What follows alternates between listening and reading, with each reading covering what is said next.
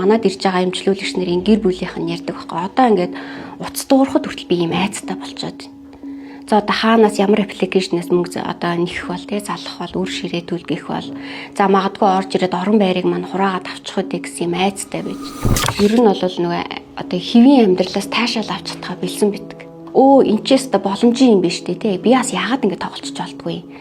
За бас ингээд нэмэлт орлоготой болчихъя л да тэгвэл санхүүгийнхаа асуудлыг шийдчихэл та гэсэн энэ бодол би олж үгүйсгэлэх дагуулдаг өвчин байхгүй. Би бол бусад хүмүүстэй адилхан тий гудамжинд одоо согтож унаад бол янз бүрийн одоо байдал гаргаагүй байна. Эн чинь бол оюуны спортч гэдэг юм уу тий.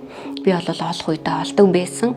Харин одоо сая хэсгээ хугацаанд нэг жоохон мөнгө алдчихлаа. Гэтэ зүгээрээ дахиад бол мөнгө олно штэ. Гэтэ тэрнгөө би хождог байсан гэсэн энэ бол төөрөгдөлд орж авсаар ээждэг. Тэр хүний дагаад гэр бүлийнхэн эргэн тойрны ах дүү, хамаатан садан, найз нөхөд тийм ээ тэр хүнтэй хамааралтай бүх хүн тэр хүнийг дагаад өвчлсөн байдаг. За чи яагаад вэ? Юу хийгээд вэ? Тэ чи нөгөөдгөө бас л тоглож гинөө гэл нөгөө хүнөө мөрдөж мөршгөх жишээний ч гэдэг юм уу тийм ээ. Нөгөө итгэлцэл гэж нэг зүйл байхаа бэлсэн мэт.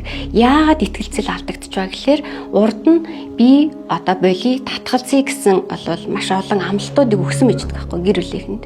За хэрв найз нөхөд эргэн тойронд тоглодог байх юм бол та тэр орчинд айлхаар бити байгаарай тийм ээ айлхаар та холтоороо гэж зөвлөмөр.